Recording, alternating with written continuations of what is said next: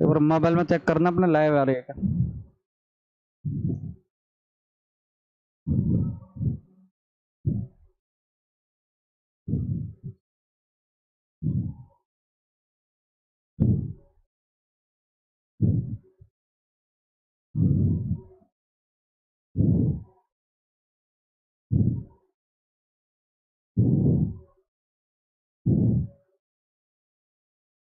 Hello, good afternoon सभी साथियों को। भव्या जी आपके ऑनलाइन प्लेटफॉर्म पर आप सभी का हार्दिक स्वागत है। आज हम राजस्थान इकोनॉमिक सर्वे का जो हमारी क्लासेज है उनको रेगुलरली हम चालू कर रहे हैं। जैसे कि आपको पता है कि आरएस एग्जाम और राजस्थान की अन्य जितनी भी भर्ती परीक्षाएं हैं उनमें राजस्थान इकोनॉमिक सर्वे का अच्छा खासा वेटेज आपको देखने को मिलता है।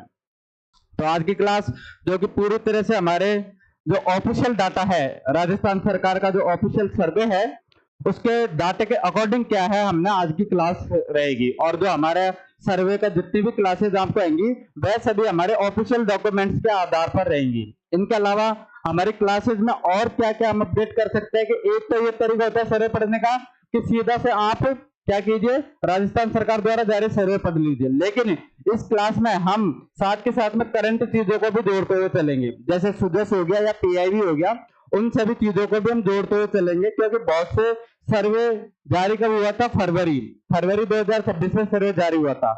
हम अगस्त से हमारे सर्वे को स्टार्ट कर रहे हैं।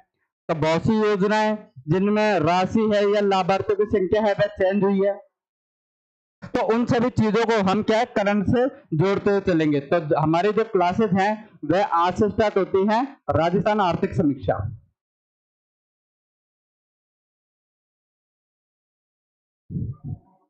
राजस्थान आर्थिक समीक्षा यानी कि हमारा इकोनॉमिक सर्वे जो कि आरएस प्री एग्जाम में और साथ के साथ में जो पीएसआई की री एग्जाम हो रही है उनमें इसके अच्छे खासे क्वेश्चन देखने को मिलेंगे और एक्सपेक्टेड 15+ क्वेश्चन आपको इन दोनों एग्जामों में देखने को मिलेंगे। इसके अलावा राजस्थान की और भी अन्य भर्ती परीक्षाएं हैं उनमें भी इसके एग्जाम देखने को मिलेंगे। तो चलिए शुरू करते हैं। उससे पहले जैसे कि आप सभी को पता होगा कि दो चीजें होती है, एक तो होता है बजट और एक होता है सर्वे। दोनों चीजों में खासा डिफरेंस है। हम बजट के स्थान पर हम क्या पढ़ने वाले हैं, हम सर्वे पढ़ने वाले हैं। तो बजट में क्या डिफरेंस है और सर्वे में क्या डिफरेंस है वह आप लोगों को अच्छी तरह पता होगा, लेकिन उससे पहले मैं आपको थोड़ा क्लियर कर दूं कि बजट तो होता है कि जो आगामी वर्ष है, जो आगामी वर्ष है उसका जो खर्चा होता है कि कितना संभावित खर्चा है। जैसे कि हम सभी रूम लेकर जयपुर में रहते हैं तो हम हमारे घर वालों को बताते हैं कि हमारा सितंबर महीने में कम से भी कम 15,000 का खर्चा है, और साथ के साथ हम घर वालों को हिसाब भी देते हैं कि अगस्त में हमारे 12,000 खर्च हुए थे लेकिन सितंबर में हमें 15,000 थे, क्योंकि 12,000 से हमारा काम नहीं हुआ। तो बजट क्या होता है कि बजट होता है आगामी खर्चा, और सर्वे का मतलब होता है पिछला खर्चा। सर्वे का क्या मतलब होता है, पिछला खर्च, कि सरकार ने पिछले समय में या पिछले वर्ष में कौन कौन सी योजना में पैसा खर्च किया या फिर किस योजना में कितना पैसा खर्च किया, उन सभी को, यानी कि पिछले खर्च को हम क्या बोलते हैं, पिछले खर्च को हम बोलते हैं सर्वे, और आगामी खर्च को हम क्या बोलते हैं, आगामी खर्च को बोलते हैं हम बजट। अब आगामी जो भी खर्चा होता है वह पूरी तरह से किस पर आधारित होता है, संभावना पर आधारित होता है, जबकि जो पिछला खर्च है उसका तो हमें क्या होता है कि फिक्स अनुमान रहता है, एक फिक्स आइडिया रहता है, फिक्स आंकड़े रहते हैं। इसलिए सर्वे के जितने भी आंकड़े हैं वे हमेशा फिक्स रहते हैं कि फला कोई सी भी योजना है अगर उसमें सरकार ने लिख के दे दिया कि हमारे 100 रुपए खर्च हुए हैं तो यह आंकड़ा फिक्स है, लेकिन संभावना अलग हो सकती है। क्या पता अगली वर्ष इस 100 रुपए की जगह पर 150 रुपए भी खर्च हो जाए, तो ये संभावना है। इसलिए सर्वे के जो भी आंकड़े होते हैं वह कभी भी चेंज नहीं होते, इसलिए हमें एज इट इज जो हमारे सर्वे में दिया गया है हमें वही आंकड़े पढ़ने पड़ेंगे। और इस बार का जो सर्वे है, सॉरी लास्ट टाइम का जो सर्वे है वह भी आपने देखा होगा काफी चेंज किया हुआ है। इस बार के सर्वे में हमारे 13 चैप्टर हैं। कितने चैप्टर हैं, कितने अध्याय हैं, हमारे कुल 13 अध्याय हैं। 13 अध्याय में हमने पूरे राजस्थान के सर्वे को बांटा है, और अगर आप डायरेक्टली सिर्फ ऑफिशियल सर्वे से पढ़ सकते हो तो इस बार इतना ढंग से मैनेज करके सर्वे दिया गया है कि आप ऑफिशियल दस्तावेज से भी पढ़ सकते हो, लेकिन फिर भी थोड़ी चीजों को व्यवस्थित करते हुए, थोड़े करंट से रिलेट करते हुए उन चीजों को व्यवस्थित ढंग से करने के लिए आपको क्लासेस देखनी चाहिए। तो चलिए हम शुरू करते हैं आज हमारे इकोनॉमिक सर्वे की पहली क्लास। और जैसे कि मैंने आपको बताया था 13 चैप्टर हैं। अब उन 13 चैप्टर में जो हमारा पहला चैप्टर है वह किससे रिलेटेड है? वह हमारे कृषि से रिलेटेड है। दुनिया भर के इसमें काफी सारे डाटा दिए हुए हैं, काफी सारे आंकड़े दिए हुए हैं। कोई बंदा अगर पहली बार सर्वे पढ़ रहा है और वो पहला चैप्टर स्टार्टिंग में पढ़ लेता है तो आंकड़ों में उलझ कर रह जाता है। और सर्वे नहीं, इसको हम एक तरह से बोल सकते हैं कि यह क्या है? यह राजस्थान की अर्थव्यवस्था है, यानी कि राजस्थान इकोनॉमी है। राजस्थान इकोनॉमी है। तो पहले चैप्टर में जितने सारे आंकड़े दिए हैं उनमें हमें उलझना नहीं है। हमें क्या है, स्मूथली पढ़ना है कि हमारा आरएस एग्जाम तक हमारा अच्छे ढंग से कंटेंट हो जाए। तो इसलिए हम पहले चैप्टर को छोड़ते हुए हम हमारे सर्वे की शुरुआत कौन से चैप्टर से करेंगे? दूसरे चैप्टर से, जो कि हमारे किससे रिलेटेड है? स्वास्थ्य एवं कल्याण से, यानी कि हेल्थ से रिलेटेड है। तो हमारा दूसरा चैप्टर कौन सा है? तो हमारा दूसरा चैप्टर है स्वास्थ्य एवं कल्याण, जहां से क्या करेंगे, हम हमारे सर्वे की शुरुआत करेंगे, जो कि किसके बारे में? पूरी तरह से हेल्थ से रिलेटेड वह चैप्टर है। उसके अंदर हम क्या पढ़ेंगे कि जो भी हमारा दूसरा चैप्टर है उसका क्या नाम है? स्वास्थ्य एवं कल्याण।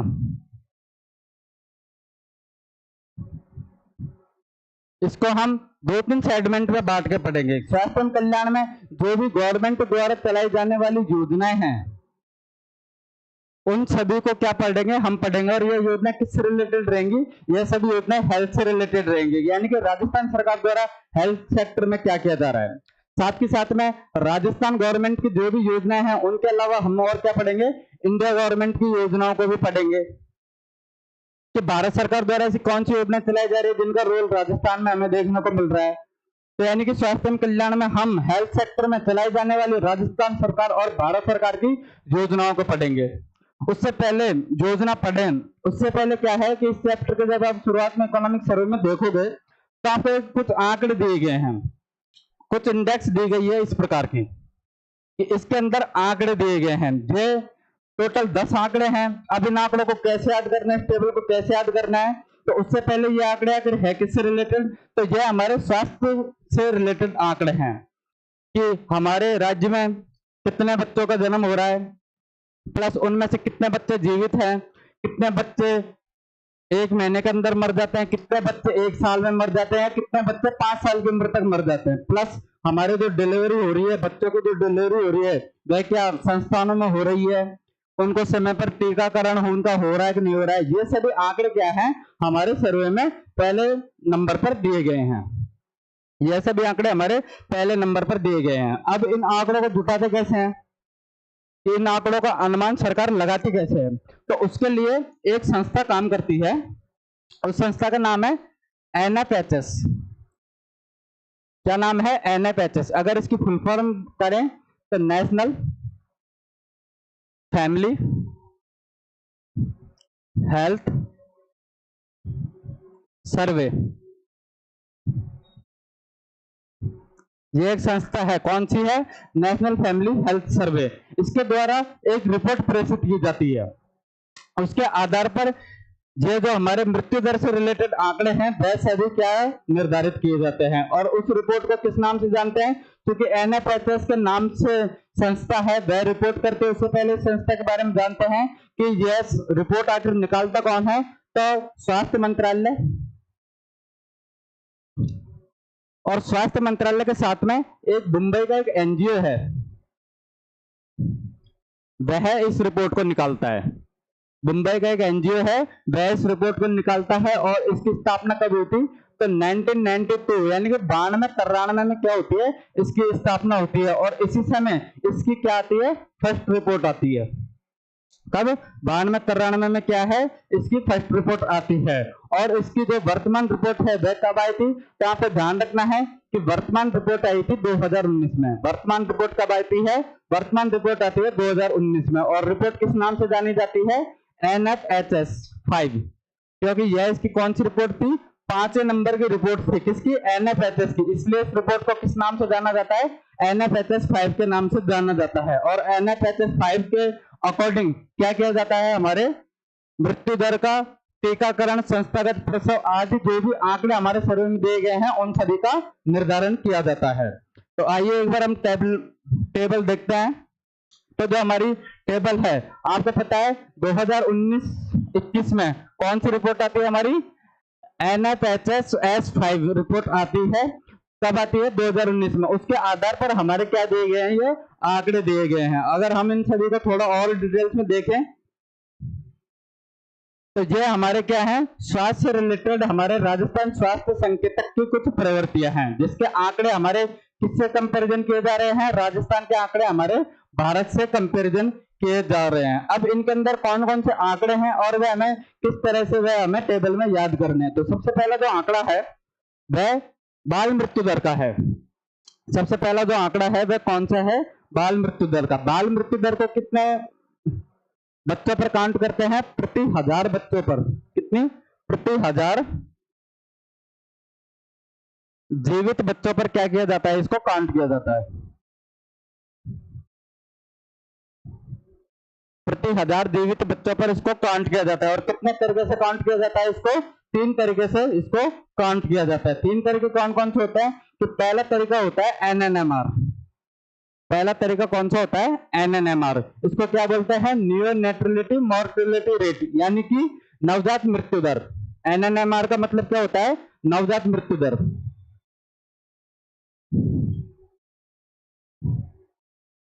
पहला आंकड़ा कौन सा है हमारा, नवजात मृत्यु दर। कितने दिनों के अंदर काउंटिंग होती है कि नवजात किसको माना जाता है, तो NFHS की रिपोर्ट के अनुसार वह बच्चे जो 28 दिन के अंदर क्या हो जाते हैं, जिनकी मृत्यु हो जाती है। कितने दिनों के अंदर, 28 दिनों के अंदर उनकी मृत्यु हो जाती है, वह किस कैटेगरी में आएंगे, तो वह NNMR, किसकी, NNMR की कैटेगरी में आएंगे, यानी कि वह नवजात मृत्यु दर की कैटेगरी में आएंगे। कितने दिनों के अंदर उसकी काउंटिंग होती है, तो आपको ध्यान रखना है 28 दिनों के अंदर काउंटिंग होती है। दूसरे होते हैं IMR, यानी इन्फिनेटिव मॉर्टेलिटी रेट, यानी कि शिशु मृत्यु दर, यानी कि शिशु मृत्यु दर।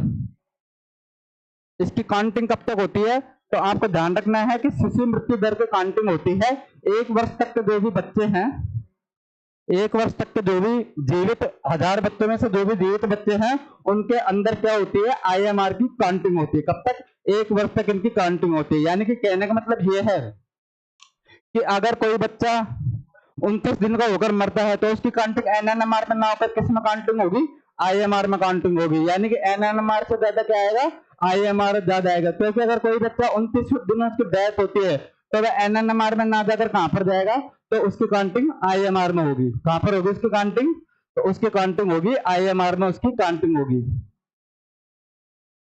और जो हमारी तीसरी कैटेगरी आती है वह आती है अंडर 5।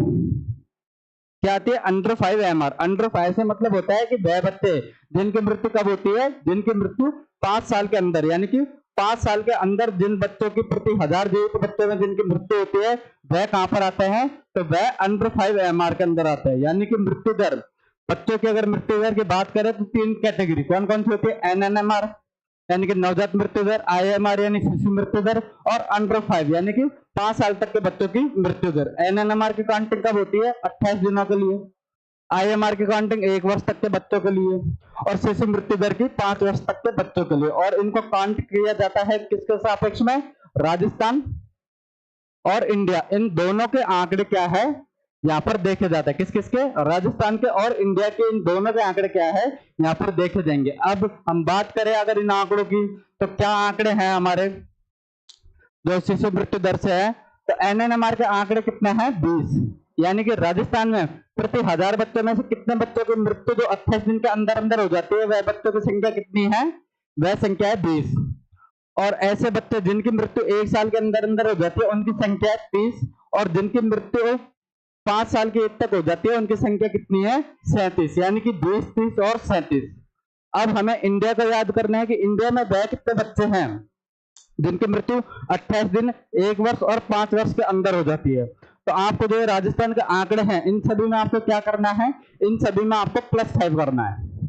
इन सभी में आपको क्या करना है, +5। जैसे 20 में +5 करेंगे कितना आएगा, 25। यानी कि इंडिया की NNMR रेट कितनी होती है, 25। 30 में +5 करेंगे कितना आएगा, 35। यानी कि IMR रेट इंडिया की क्या हो गई, 35। 37 में +5 करेंगे तो कितना आएगा, 42। यानी कि इंडिया के अंडर 5 रेट कितनी हो गई, 42। तो ये कुछ आंकड़े हैं। तो अभी तक हमने क्या देखे हैं, 3 आंकड़े देखे हैं। राजस्थान की बात करें तो कितना है, 20, 30 और 37। राजस्थान में कितना है 20, 30, 37 प्लस 5 करोगे तो किसके आंकड़े आएंगे, प्लस 5 करते ही हमारे इंडिया के आंकड़े आ जाएंगे। तो जो हमारी पहली रिपोर्ट के जो पहले 3 आंकड़े हैं वे कौन कौन से हैं, नवजात मृत्यु दर राजस्थान में कितनी है 20, इंडिया में प्लस 5 करते ही कितना आ जाते हैं 25। शिशु मृत्यु दर कितनी है राजस्थान की 30, प्लस 5 करते कितना आगे इंडिया की आ जाती है कितनी 35। और अंडर 5 मृत्यु दर कितनी है इंडिया की 37, इंडिया की कितनी है, तो इंडिया की है 37, प्लस 5 करते कितने आ जाएंगे 42, सॉरी राजस्थान की कितनी है 37 प्लस 5 करते क्या आ जाएंगे 42, जो कि क्या है इंडिया की अंडर 5 MR यानी कि मॉर्टेलिटी रेट है। उसके अलावा कुछ और आंकड़े दिए गए हैं। अब ये हो गई बच्चों की मृत्यु दर की बात में। काउंटिंग किसकी होती है नवजात मृत्यु दर, यानी कि यह 28 दिन के अंदर, शिशु मृत्यु दर 1 साल के अंदर, और अंडर 5 कितनी होती है, इसको नाम से पता लग रहा है कि 5 साल के अंदर क्या होती है इनकी काउंटिंग होती है। इसके अलावा कुछ और आंकड़े दिए गए हैं, वह कौन से हैं, संस्थागत प्रसव और टीकाकरण। और आंकड़े कौन कौन से हैं, एक तो है संस्थागत प्रसव, यानी कि वह कितनी महिलाएं हैं जिनकी जो डिलीवरी होती है तो वह किसी अस्पताल या किसी प्राथमिक स्वास्थ्य केंद्र में जाकर क्या करवा रही है, अपनी डिलीवरी करवा रही है। क्योंकि पहले के समय में डिलीवरी के लिए क्या होती थी, दाई माँ होती थी जो कि क्या है बच्चों के घरों में ही डिलीवरी करती थी। लेकिन अब चूंकि डिलीवरी केस थोड़े बहुत क्रिटिकल होते हैं, इसलिए क्या करते हैं उन्हें अस्पतालों में सुविधा दी जाती है डिलीवरी की, तो उनको क्या बोला जाता है, उनको संस्थागत प्रसव बोला जाता है। अब संस्थागत प्रसव कि राजस्थान में कितनी महिलाएं हैं, यानी कितना % महिलाएं, और इनके आंकड़े किसमें हैं, इनके आंकड़े हैं प्रतिशत में, कि राजस्थान की 100% महिलाओं में कितने प्रतिशत ऐसी महिलाएं हैं जो आज भी डिलीवरी के लिए कहां पे जाती है, हॉस्पिटलों में जाती है। तो यह आंकड़ा थोड़ा संतोषजनक है। हमारा कितना आंकड़ा है ये 95 का, कितना आंकड़ा है कि 95% महिलाएं हैं जो कि क्या करवाती हैं, एक हॉस्पिटल के अंदर अपनी डिलीवरी करवाती है। यानी कि संस्थागत प्रसव की रेट हमारे राजस्थान में कितनी है, तो संस्थागत प्रसव की रेट हमारे राजस्थान में 95 है। लेकिन अगर हम इंडिया की बात करें तो इंडिया में यह रेट कितनी हो जाती है, तो इंडिया में यह रेट कुछ कम है, 88.6%। कितना है 88.6% क्या है हमारे इंडिया में संस्थागत प्रसव की रेट है। लेकिन बात करें हमारे राजस्थान में, तो राजस्थान में 95 क्या है हमारे संस्थागत प्रसव की रेट है। उसके अलावा दूसरा जो पॉइंट आता है वह आता है टीकाकरण, कि डिलीवरी के बाद जो बच्चे होते हैं उनको क्या समय पर अपना टीका मिल रहा है, उनका टीकाकरण क्या समय पर हो रहा है, तो इसकी रेट होती है, तो राजस्थान में इसकी रेट है 80%। कितनी है 80%। और भारत में 4 कम कितनी 76% क्या है हमारे टीकाकरण की रेट है। और जैसे कि मैंने आपको बताया था कि ये सभी आंकड़े किसके आधार पर हैं, तो NFHS की रिपोर्ट के आधार पर। कौन से नंबर की रिपोर्ट है, 5 नंबर की रिपोर्ट है। कब प्रकाशित होती है 2019 में यह रिपोर्ट क्या होती है प्रकाशित होती है। तो हमने अभी तक 5 डाटा देखे, बच्चों के डाटा देखे NNMR, IMR और अंडर 5 MR। उसके अलावा हमने संस्थागत प्रसव देखा है और टीकाकरण देखा। संस्थागत प्रसव की रेट क्या है 95 और इंडिया में कितनी होती है 88.6%। वैसे टीकाकरण में भारत की रेट, राजस्थान की रेट क्या है 80% और इंडिया की रेट कितनी है 76%। उसके अलावा एक और जो आंकड़ा होता है वह हमारे आता है, वह भी महिलाओं में जब डिलीवरी के दौरान क्या होती है एनीमिया की कमी होती है। इसकी कमी होती है एनीमिया की। तो एक आंकड़ा कौन सा आता है एनीमिया, कि कितनी % महिलाओं की क्या होती है एनीमिया की कमी होती है। तो राजस्थान में कितना है ये आंकड़ा 46, कितना है कि 46 महिलाओं में क्या होती है एनीमिया की कमी होती है।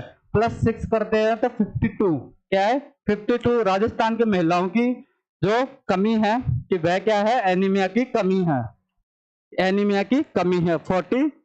46 राजस्थान में है और 52 कितने हैं 52 है इंडिया में है। उसके अलावा एक आंकड़ा और आता है वह आता है TFR। कौन सा आंकड़ा आता है TFR का वह आंकड़ा आता है, यानी कि टोटल फर्टिलिटी रेट, कुल प्रजनन दर कितनी है भारत में महिलाओं की कुल प्रजनन दर कितनी है। तो यह आंकड़ा चाहे हम राजस्थान की बात करें इंडिया की बात करें, यह आंकड़ा दोनों जगह सेम है। कितना है 2-2, यानी कि आज हमारे भारत में जनसंख्या नियंत्रण को लेकर सरकार द्वारा जो आंदोलन चलाया था क्या कि बच्चे 2 ही अच्छे, तो वह कुल टोटल फर्टिलिटी रेट हमारी कितनी है तो हमारी कुल फर्टिलिटी रेट राजस्थान की भी 2 है और क्या है, इंडिया की भी 2 है। तो अभी तक के जो भी हमने आंकड़े देखे तो उनको एक बार देख लेते हैं। टीकाकरण कितना है 80 और इंडिया में कितना है -4 करते हैं तो कितना है 76। वैसे दूसरा कौन सा, एनीमिया की कमी। एनीमिया में राजस्थान में कितनी है 46 महिलाओं में एनीमिया पाया जाता है, जबकि इंडिया की बात करें तो +6 कितना 52। और टोटल फर्टिलिटी रेट कितनी है, तो टोटल फर्टिलिटी रेट है 2-2, यानी कि राजस्थान और इंडिया की क्या है, दोनों फर्टिलिटी रेट क्या है, बराबर है। उसके अलावा और जो भी बच्चों के लिए थोड़े से और आंकड़े दिए गए हैं कि ऐसे बच्चे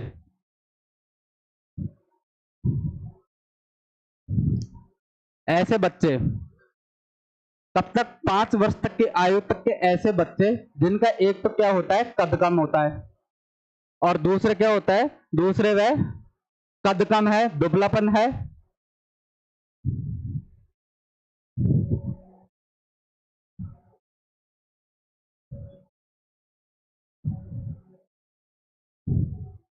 क्या है, कद कम है, दुबलापन है और वजन कम है। क्या क्या, कद है, दुबलापन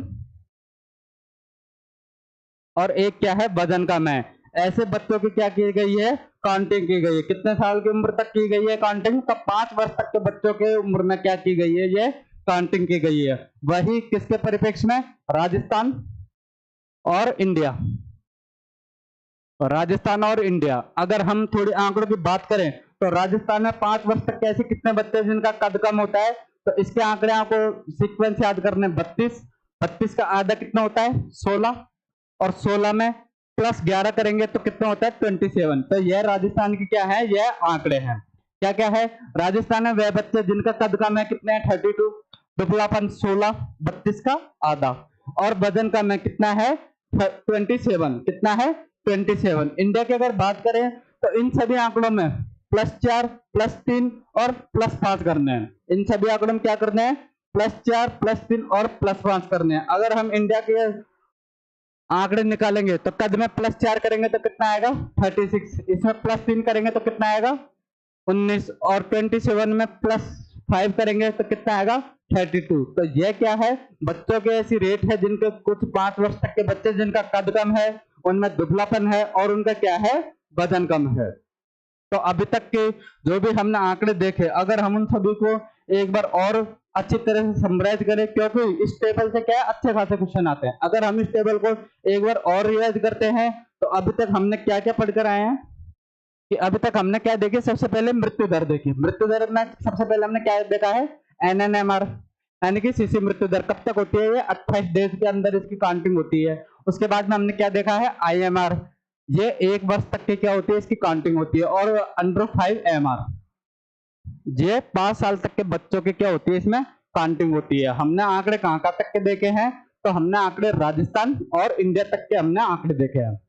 अगर आपको ध्यान हो तो ये कितना था, तो मैंने आपको इसकी शॉर्ट ट्रिक बताई थी कि 20, 30 और 37, ये क्या है, राजस्थान के आंकड़े हैं। इन सभी में क्या करना है, हमें +5 करना है, इंडिया का डाटा निकल जाएगा। इंडिया में 20 में +5 करेंगे 25, 30 में करेंगे 35 और 37 में +5 करेंगे तो 42 क्या है, इंडिया के आंकड़े हैं। उसके अलावा हमने और क्या देखा था, उसके अलावा हमने देखा था संस्थागत प्रसव और टीकाकरण। क्या देखा था हमने, संस्थागत प्रसव और टीकाकरण। संस्थागत प्रसव जो कि हमारे राजस्थान में अच्छा खासा है, कितना परसेंट था 95%, कितना परसेंट था 95%। लेकिन भारत में कितना था 88.6% क्या था, हमारे संस्थागत प्रसव था। और टीकाकरण की बात करें तो भारत में राजस्थान में कितना परसेंट था, राजस्थान में 80% क्या था, हमारे टीकाकरण था। लेकिन इंडिया की बात करें तो इंडिया में कितना था 76% का क्या था, हमारे टीकाकरण था। उसके बाद का जो हमने और डाटा पढ़ा, और क्या पढ़ा था हमने, महिलाओं में किसकी कमी देखी थी, तो महिलाओं में एनीमिया, महिलाओं में किसकी कमी देखी थी, एनीमिया की कमी देखी थी। राजस्थान में कितनी महिलाएं हैं 46, राजस्थान की कितनी महिलाएं 46 महिलाओं में एनीमिया की कमी है। प्लस इंडिया में कितनी है 52 महिलाओं में क्या होती है, एनीमिया की कमी होती है। इसके अलावा हमने देखा था TFR यानी कि टोटल फर्टिलिटी रेट, कुल प्रजनन दर, ये राजस्थान और इंडिया दोनों की क्या है, बराबर है। राजस्थान और इंडिया दोनों की क्या है, बराबर है। कितनी है, 2-2 क्या है यहाँ की टोटल फर्टिलिटी रेट है। उसके अलावा और डाटा हमने कुछ बच्चों से रिलेटेड और डाटा पढ़ा था। बच्चों से रिलेटेड क्या था कि 5 वर्ष तक के ऐसे बच्चे जिनको 3 कैटेगरी में अगर हम बांटते हैं तो जिनका क्या है, कद कम है, दुबलापन है और उनका क्या है, वजन कम है, ऐसे बच्चों की भी हमने क्या देखी थी, रिपोर्ट देखी थी। मैंने अभी आपको थोड़ी ट्रिक बताई थी कि जिनका कद कम है वह राजस्थान में कितने हैं, 32। राजस्थान में कितने हैं, 32। दुबलापन कितने बच्चों में है, तो 32 का आधा कर दो, कितना हो गया, 16। और जिनका वजन कम है वह कितने हैं, 27। वह कितने बच्चे हैं, तो वह है 27। इन सभी में क्या करना है हमें, +4 +3 +5। क्या करना है, +4 +3 +5। +4 करते हैं तो कितना आता है, इंडिया का रेट आ जाएगा। वैसे बच्चे जिनका क्या है, 5 वर्ष तक के जिनका कद कम है, इंडिया में कितने हैं, 36। राजस्थान में कितने हैं, 32। इंडिया में कितने हैं, 36।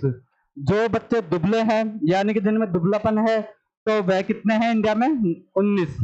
राजस्थान में कितने हैं, 16। और ऐसे बच्चे जिनका वजन कम है वह राजस्थान में कितने हैं, 27। और इंडिया में कितने हैं, 32। इंडिया में कितने हैं, 32। तो ये टेबल, ये सभी डाटा जो कि हमारे सर्वे में दिया गया है और यहाँ से क्वेश्चन पूछने की अच्छी खासी संभावना है। तो ये सभी डाटा मैं उम्मीद करता हूँ कि आपको समझ आई होगी ये टेबल। और ये सभी कौन सी रिपोर्ट के आधार पर है, NFHS 5। कौन सी रिपोर्ट है, NFHS 5 के डाटा है। कब प्रकाशित होती है, 2019 में क्या होती है, यह प्रकाशित होती है। और ये NFHS की कौन सी रिपोर्ट होती है, तो यह 5वीं रिपोर्ट है। NFHS की कौन सी रिपोर्ट है, तो यह 5वीं रिपोर्ट है। तो मैं उम्मीद करता हूं आपको ये डाटा समझ में आया होगा। इसके अलावा अभी तक क्या है, एक डाटा और बच गया है, वह है MMR। कौन सा डाटा है, तो वह है MMR यानी कि मदर मोर्टेलिटी रेट। क्या है, मदर मोर्टेलिटी रेट यानी कि मातृ मृत्यु दर। जैसे कि हमने बाल मृत्यु दर में 3 कैटेगरी पढ़ी, NNMR, IMR और अंडर 5। वह कितने बच्चों पर काउंटिंग होती है, प्रति 1000 बच्चों पर। लेकिन यह किस पर काउंट होती है, प्रति 1 लाख महिलाओं पर। क्या है, प्रति 1 लाख महिला।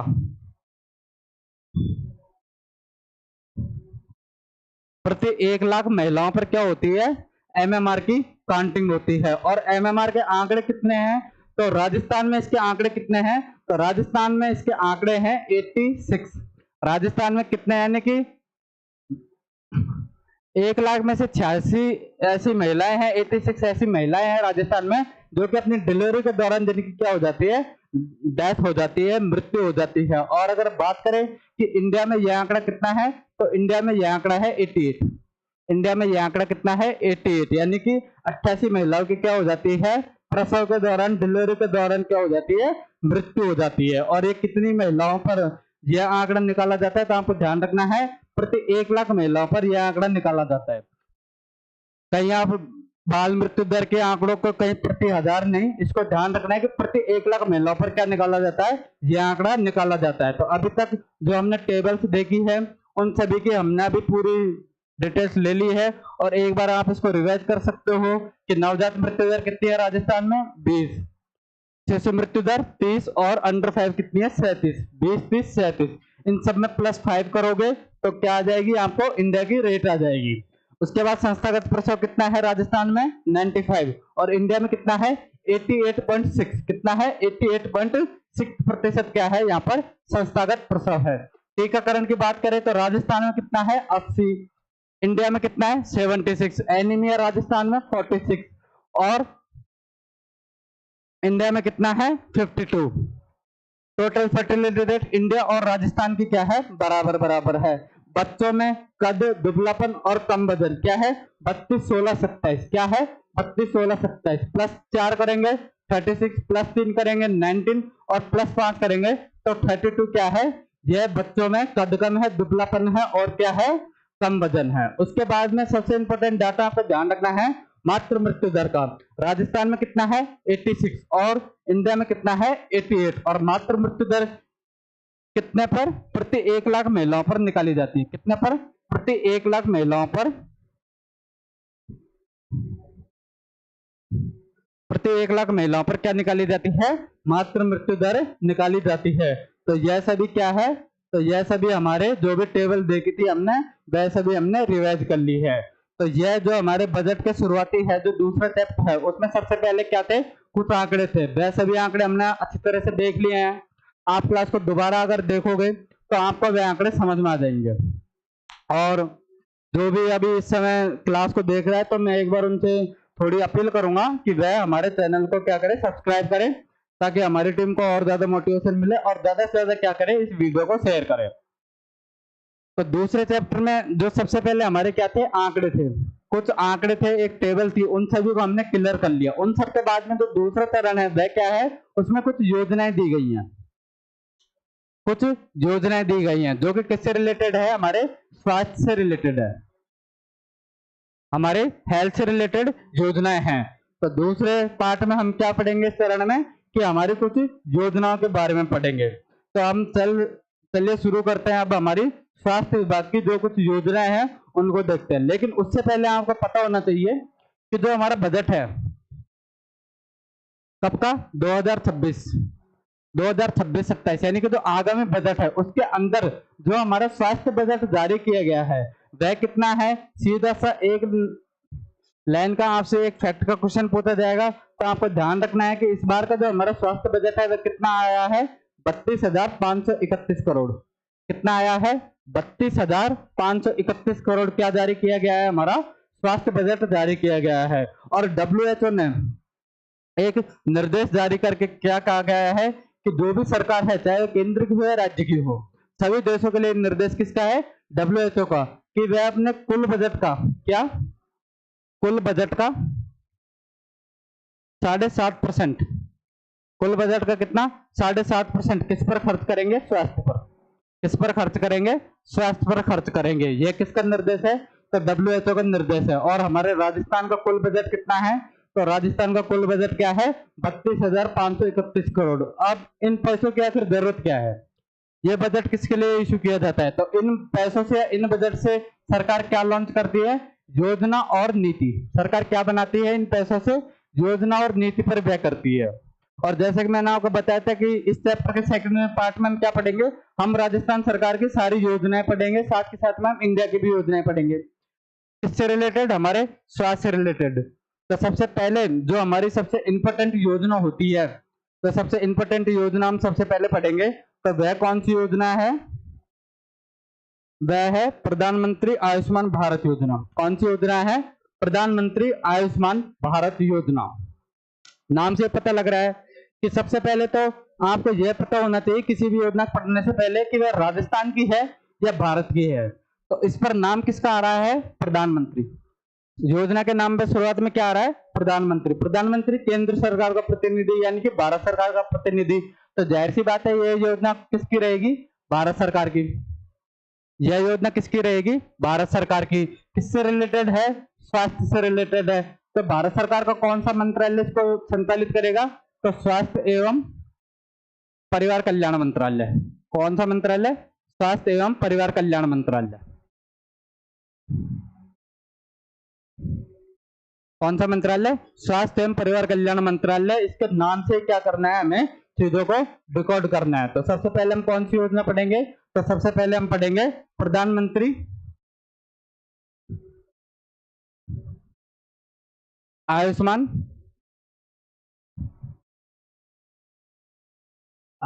भारत योजना, सॉरी आयुष्मान आरोग्य योजना।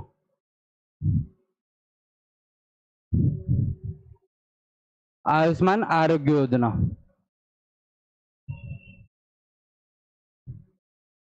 कौन सी है, प्रधानमंत्री आयुष्मान आरोग्य योजना। किसके द्वारा संचालित है, तो जैसे कि मैंने आपको बताया था कि यह योजना किसके द्वारा संचालित है, तो यह योजना भारत सरकार द्वारा संचालित है। कौन सी है, प्रधानमंत्री आयुष्मान भारत योजना। कौन सी योजना है, प्रधानमंत्री आयुष्मान भारत योजना या प्रधानमंत्री आयुष्मान आरोग्य योजना। लेकिन हम अभी इसको थोड़ा सा क्या पढ़ लेते हैं, भारत योजना, प्रधानमंत्री आयुष्मान भारत योजना।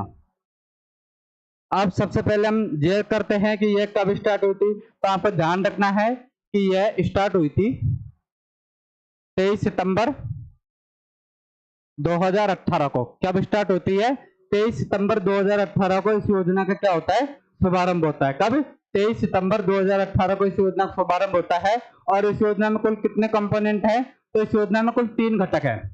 इस योजना में क्या है? कुल 3 घटक है। अब 3 घटक कौन कौन से हैं, तो उसको समझने से पहले हम देखते हैं कि आखिर ये 3 घटकों में कार्य क्या क्या होता है, कि यह योजना किससे रिलेटेड है।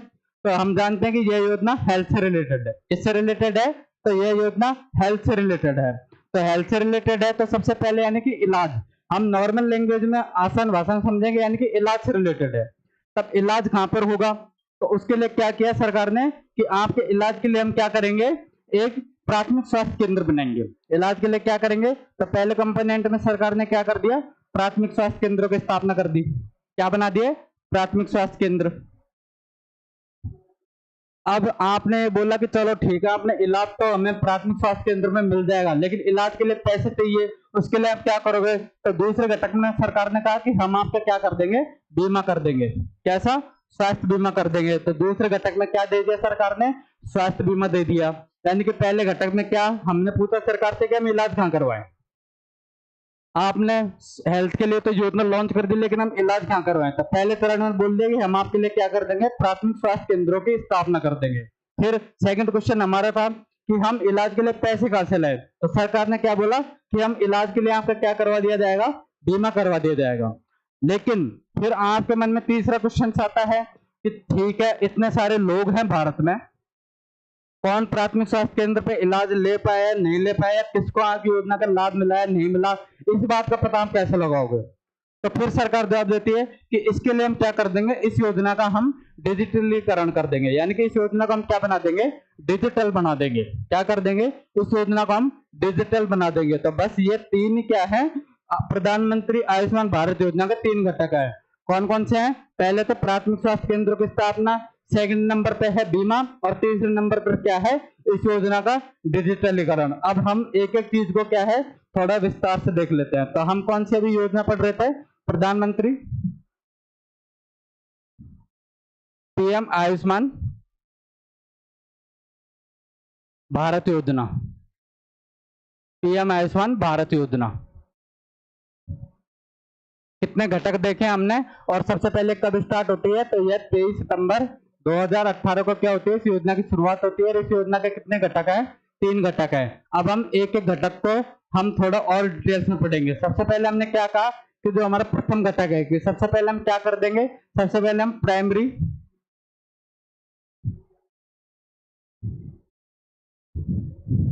Primary health centre and wellness centre,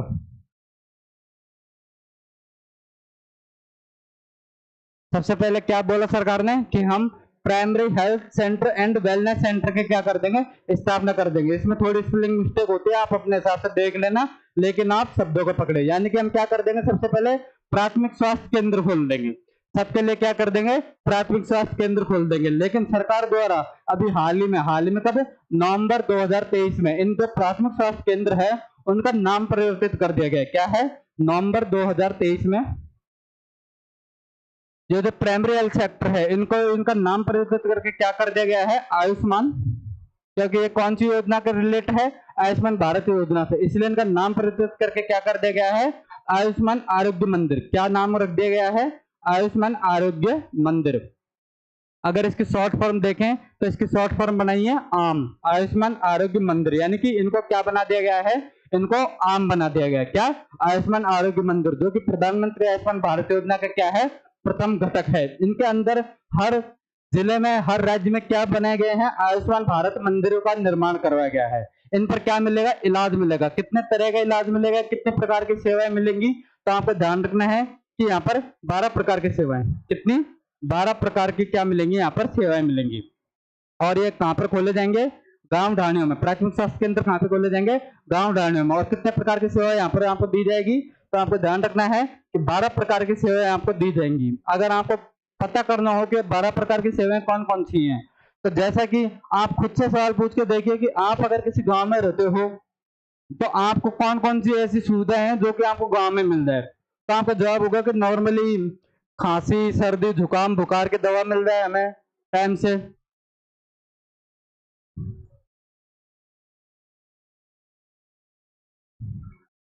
या खांसी जुकाम की दवा मिल जाए, या फिर गांव में कोई महिला है अगर वो गर्भावस्था में है उनको बढ़िया ट्रीटमेंट मिल जाए, गांव में हमारे वृद्ध व्यक्ति रहते हैं उनको बढ़िया ट्रीटमेंट रह जाए, कोई जलने का निशान वगैरह है उन सब की समुचित व्यवस्था मिल जाए। इस प्रकार की कुल कितनी जो सेवाएं हैं, तो कुल 12 सेवाएं हैं, 12 प्रकार की सेवाएं हैं जो कि हमें काम मिल जाती हैं, जो कि हमें आयुष्मान आरोग्य मंदिर में मिल जाती है। कितने प्रकार की सेवाएं मिल जाती हैं? 12 प्रकार की सेवाएं मिल जाती हैं।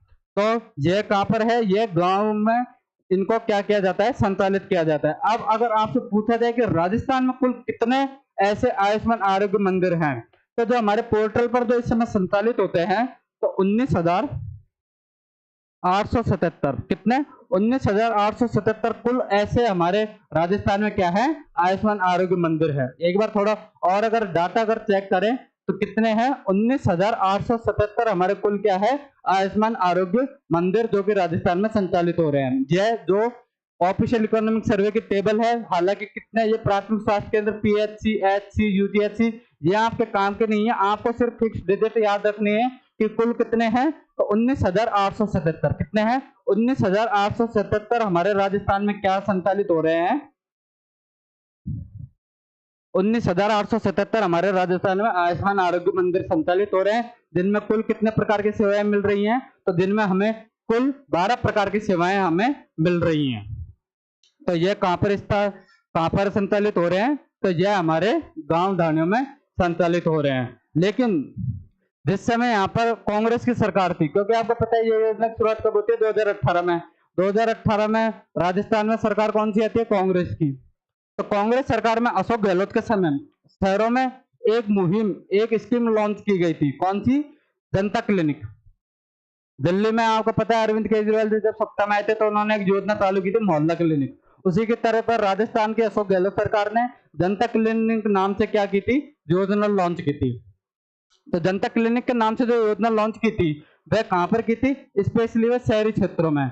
तो गांव में कौन सा चल रहा है? आयुष्मान आरोग्य मंदिर। लेकिन शहरी क्षेत्रों में एक दूसरा पैटर्न राजस्थान में देखने को मिलता है, वह कौन सा है? तो शहरी आयुष्मान आरोग्य मंदिर। उसको जनता क्लिनिक के नाम से पहले संचालित थी, लेकिन जैसे बीजेपी गवर्नमेंट आती है उसका नाम बदल के क्या कर दिया जाता है? शहरी आयुष्मान आरोग्य मंदिर।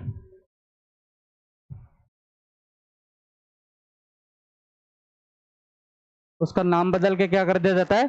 शहरी आयुष्मान आरोग्य मंदिर। पहले किस नाम से जानी जाती थी? तो आपको पता है कि पहले यह जनता क्लिनिक के नाम से जानी जाती थी। पहले क्या किस नाम से जानी जाती थी? जनता क्लिनिक के नाम से जानी जाती थी। और यह जो योजना है वह, यानी कि यह जो जनता क्लिनिक है, यह प्रति 20,000 की जनसंख्या पर क्या है? एक क्लिनिक की स्थापना की गई है। क्या? प्रति 20,000 की जनसंख्या पर एक क्लिनिक की स्थापना की गई है। और प्रेजेंट समय में राजस्थान में से कुल कितने क्लिनिक है? तो आपको ध्यान रखना है कि 638। प्रेजेंट समय में कितने हैं? 638 ऐसे क्या है? कुल क्लिनिक है। तो यह हमने क्या देखा था? प्रधानमंत्री आयुष्मान भारत योजना का पहला घटक, जिसमें क्या करेंगे? प्राइमरी हेल्थ सेक्टर खोल देंगे। कितने हैं राजस्थान में? 19,877 सेक्टर हैं। नवंबर 2023 में इसका नाम परिवर्तित करके क्या कर दिया गया था? आयुष्मान आरोग्य मंदिर है। अब आपने बोला कि चलो ठीक है सर, आपने स्वास्थ्य केंद्र खोल दे, अब हम इलाज कहाँ पे करवाए? तो उसके बाद में सरकार ने कहा था कि सेकंड टर्म में हम आपका क्या कर देंगे? स्वास्थ्य बीमा कर देंगे। क्या कर देंगे? स्वास्थ्य बीमा कर देंगे। उस स्वास्थ्य बीमा से आपका क्या बेनिफिट है? तो उस स्वास्थ्य बीमा से यह बेनिफिट है कि आप जैसे सरकारी या प्राइवेट को क्या बोलते हैं? निजी। सरकारी या निजी हॉस्पिटल में क्या करवा सकते हो? आप इलाज करवा सकते हो। सरकारी या निजी हॉस्पिटल में आप इलाज करवा सकते हो। कैसे इलाज करवा सकते हो?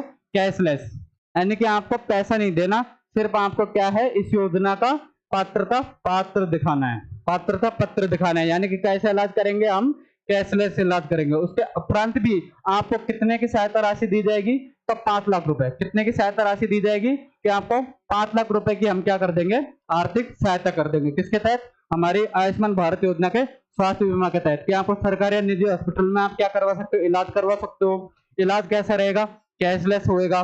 उसके लिए हम क्या कर देंगे? आपके लिए 5 लाख रुपए क्या? प्रति परिवार 5 लाख रुपए क्या कर देंगे? प्रति परिवार बीमा कर देंगे। 5 लाख रुपए क्या कर देंगे? प्रत्येक परिवार बीमा कर देंगे। और अगर थोड़े और लाभार्थी की बात करें कि ऐसे कौन से इनके लाभार्थी हैं जिनको ये लाभ मिलेगा, तो आपको लाभार्थी में ध्यान रखना है कि सबसे पहले जो सोशो इकोनॉमिक कार्ड सेंसस है, कि जो हमारी सोशो इकोनॉमिक कार्ड सेंसस है उनके सभी पात्रों को क्या मिलेगा, इस योजना का लाभ मिलेगा। इसके अलावा और किनको लाभ मिलेगा, तो इसके अलावा आशा सहयोगिनी और आंगनबाड़ी कार्यकर्ता। कौन कौन है? आशा सहयोगिनी और आंगनबाड़ी कार्यकर्ता, आंगनबाड़ी कार्यकर्ता। और इनके अलावा जो 70 प्लस के जितने भी व्यक्ति हैं उन सभी को क्या मिलेगा, इस योजना का लाभ मिलेगा। और अगर हम थोड़ा और इस योजना को देखें, अगर इसके शॉर्ट नोट्स में देखें, तो हम अभी कौन सी योजना पढ़ रहे हैं, आयुष्मान भारत योजना। कब प्रारंभ होती है? 23 सितंबर 2018 को। क्या है? 3 घटक। सबसे पहले क्या है, आयुष्मान आरोग्य मंदिर बनाएंगे। पहले नाम क्या था, स्वास्थ्य एवं कल्याण केंद्र, जिसका नवंबर 2023 में आयुष्मान आरोग्य मंदिर नाम कर दिया, यानी कि आम में इसको परिवर्तित कर दिया। 12 सेवाएं प्रदान करता है और 19,877 क्या है, पोर्टल पर इस समय ये क्या है, सक्रिय रूप से कार्य कर रहे हैं। शहरों में क्या है, शहरी आयुष्मान आरोग्य मंदिर, यह सिर्फ राजस्थान में चलता है। शहरी आयुष्मान आरोग्य मंदिर क्या है, सिर्फ राजस्थान में चलता है। पूर्व में किस नाम से जानते थे इसको, जनता क्लिनिक के नाम से। प्रत्येक 20,000 की जनसंख्या पर एक क्लिनिक, और वर्तमान में कुल कितने हैं, 638 क्लिनिक क्या हो रहे हैं, वर्तमान में कार्य कर रहे हैं। फिर बाद में दूसरे घटक में क्या बोला हमने कि हम आपका क्या कर देंगे, स्वास्थ्य बीमा कर देंगे। स्वास्थ्य बीमा के तहत में हम क्या करेंगे कि सरकारी अस्पतालों में क्या कर देंगे, कैशलेस। सरकारी और प्राइवेट अस्पतालों में क्या कर देंगे, हम कैशलेस सुविधा कर देंगे। और इलाज के लिए 5 लाख प्रति परिवार वार्षिक रुपए सहायता राशि क्या दी जाएगी, आपको बीमा स्वरूप में दी जाएगी। लाभार्थी की बात करें तो कौन कौन है, सोशो इकोनॉमिक कार्ड सेंसस के आधार पर आशा एवं आंगनबाड़ी कार्यकर्ता और 70 प्लस आयु के व्यक्ति क्या रहेंगे, इस योजना के लाभार्थी रहेंगे। और अगर तीसरे कंपोनेंट की बात करें तो तीसरे कंपोनेंट में हमने क्या बोला था कि इस योजना को हम कैसे करेंगे, तो इस योजना को हम डिजिटल करेंगे। इस योजना को हम क्या करेंगे, तो इस योजना को हम डिजिटलाइजेशन करेंगे, यानी कि इस योजना का हम डिजिटलीकरण करेंगे।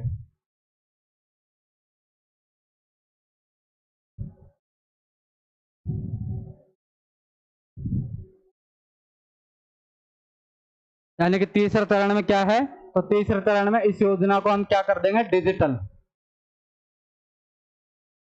उसके लिए एक मिशन लॉन्च किया गया है। कौन सा मिशन है, तो उसके लिए एक मिशन लॉन्च किया था सरकार के द्वारा।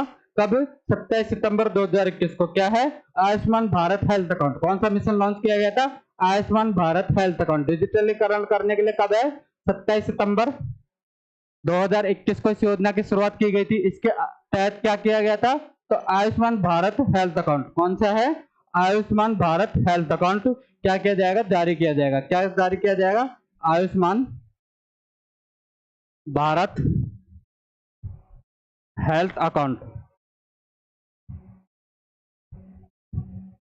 आयुष्मान भारत हेल्थ अकाउंट जारी किया जाएगा, यानी कि इसको शॉर्ट में फॉर्म बोले तो क्या जारी किया जाएगा, आभा आईडी। यानी कि क्या जारी किया जाएगा, आभा ID. Ayushman Bharat health account short में क्या है, आभा आईडी, यानी कि आभा पत्र क्या किया जाएगा, यहाँ पर जारी किया जाएगा। जो भी कितने डिजिट का रहेगा, 12 डिजिट का। एक आधार कार्ड की तरह काम करेगा, जो कि आपको किस योजना में सहायता दिलाएगा, प्रधानमंत्री आयुष्मान भारत योजना में क्या करेगा, आपको सहायता दिलाएगा। कौन सा, प्रधान आयुष्मान भारत हेल्थ अकाउंट, जो कि क्या रहेगा, 12 डिजिट का नंबर रहेगा। किसके द्वारा जारी किया जाएगा, तो ministry of health and family welfare द्वारा क्या किया जाएगा, यह आपके आभा आईडी जारी की जाएगी। और इसके तहत क्या कर सकते हो आप, इन सभी चीजों का आभा आईडी जारी करने का जो मुख्य टारगेट क्या है, कि जो भी मरीज है, जो भी पेशेंट है, उन सभी का क्या करना है, डिजिटल संग्रहण करना। इस आभा आईडी का क्या है, मेन टारगेट है। और ministry of health and family wellness द्वारा क्या की जाएगी,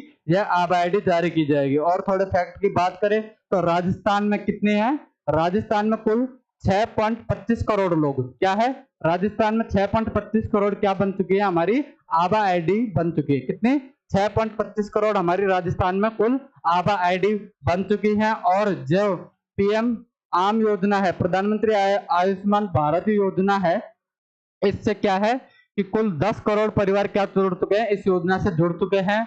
अब आप काउंटिंग लगा लीजिए कि 10 करोड़ परिवार, अगर एक परिवार में 4 लोग हैं तो यानी कि संख्या कितनी, 40 करोड़ से ऊपर पहुंच गई। इन 40 करोड़ लोगों में से क्या है, 49% लाभार्थी हैं, वह सिर्फ अकेली क्या है, महिलाएं हैं।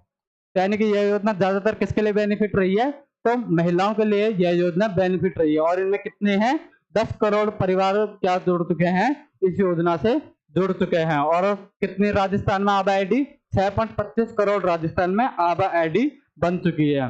तो हम देख रहे थे आयुष्मान भारत डिजिटल मिशन, जिसके तहत क्या जारी की गई है, आबादी जारी की गई है। उद्देश्य क्या है, नागरिकों के स्वास्थ्य बिलों का डिजिटल संग्रहण है। राजस्थान में कुल कितनी आईडी बन चुकी है, 6.52 करोड़। कितनी, मैंने थोड़ा फैक्ट गलत बता दिया, 6.25, इसको थोड़ा उल्टा करना है, 6.52 करोड़ क्या है, 6.52 करोड़ क्या बन चुकी है, आबादी राजस्थान में बन चुकी है। और जारी कौन करता है, ministry of home and family welfare, यानी कि स्वास्थ्य एवं परिवार कल्याण मंत्रालय द्वारा क्या करता है, इन आईडियो को जारी करता है। यानी कि आज की क्लास में हमने क्या देखा था कि आज की क्लास में हमने सबसे पहले क्या देखे थे, कुछ आंकड़े देखे थे। उसके अलावा जो हमारी पीएम आयुष्मान भारत योजना है, आयुष्मान भारत योजना है, उसके जो 3 घटक हैं उन सभी के बारे में क्या की थी, हमने चर्चा करी थी। अब थोड़े इसमें ज्यादा फैक्ट हैं, ज्यादा आंकड़े हैं, इसलिए आज की क्लास को हम यहीं पे स्टॉप करते हैं। लेकिन उससे पहले जो भी साथी हमारे इस लाइव से जुड़े हैं, अगर आपको कंटेंट पसंद आया है तो मैं आपसे अपील करूंगा कि आप ज्यादा से ज्यादा हमारे चैनल को सब्सक्राइब करें, इस वीडियो को आप ज्यादा से ज्यादा शेयर करें और भी दोस्तों के साथ जुड़ते रहिए। और कल से आपको प्रतिदिन शाम 5 बजे हमारी इकोनॉमिक सर्वे की क्लास आपको हमारे YouTube चैनल भव्य एजुअप पे मिल जाया करेगी। और साथ के साथ में जो इकोनॉमिक सर्वे के जो शॉर्ट नोट्स हैं जो मैंने अभी